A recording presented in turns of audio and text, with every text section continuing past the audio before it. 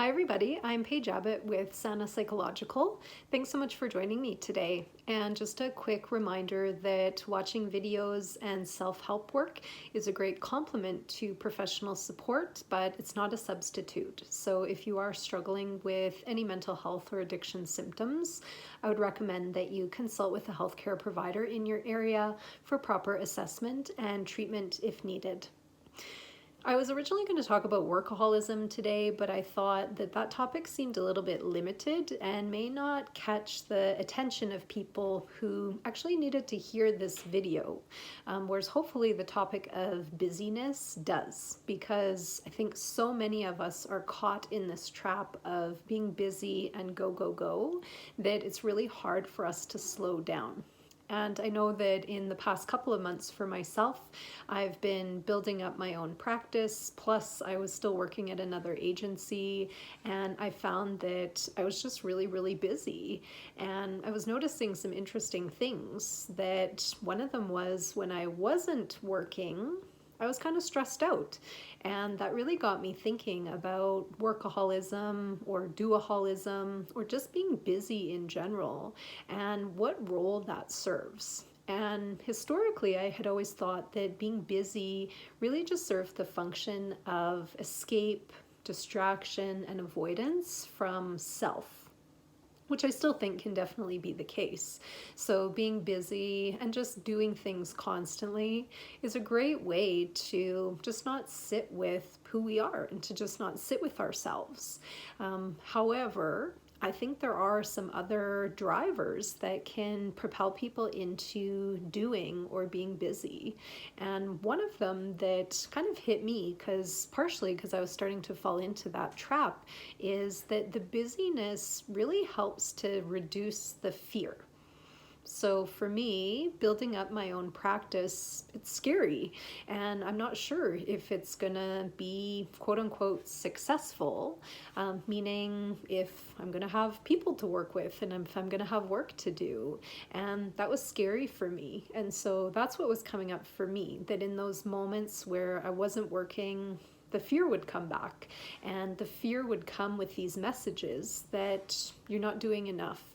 So there was some shame in there as well. And that just really got me feeling empathetic and more compassionate and even more understanding of people who get caught in that trap of busyness, that it really is a one that you may not even see coming, that you fall into inadvertently, to help take away some of that fear and also to lighten the load of the shame that you may be carrying. So for those of you who are caught in that trap of busyness and doing, I really hope that you'll challenge yourself to try and step back from it as much as you can.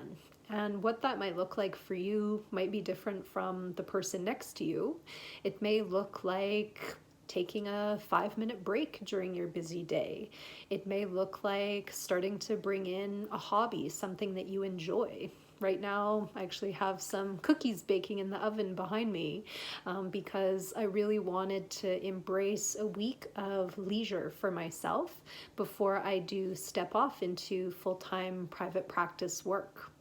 And it's also my hope that in doing that, I will find more balance for myself in my life. I know, ironically, entrepreneur work doesn't always go hand in hand with more balance, but I really am hoping that that will be the case. More flexibility, more time off, and really just setting my own schedule and having more influence over the work that I'm doing and when. So boundaries might be an action step that you take to reduce the level of busyness in your life. Being more mindful, being more present, spending time outside. These are all things that can help you to ground yourself and detach from that life of busyness. So what I would encourage you to do is, if you are caught in the trap of busyness, to look at your motivation. What's keeping you in that trap and going with that busy, fast pace? And what would it take for you to do something different? You're watching this video for a reason. Hopefully that's to learn about yourself, to grow and to develop. So this is an opportunity to look at what you can do differently. I wish you the best in slowing down. I think the COVID pandemic has been a gift in that way, that it's forced a lot of people who were caught in that trap of go, go, go, do, to slow down. Some have been more embracing and more comfortable with it than others, but nevertheless, it's an opportunity that's been presented to us by the world that hopefully we can take an advantage of. Thanks so much for watching the video. I'm just starting to upload some videos, so please subscribe to the channel, turn on the notifications so that you will receive an update with any new videos that come onto the channel. Thanks again for watching, and take care of yourselves for now. Bye-bye.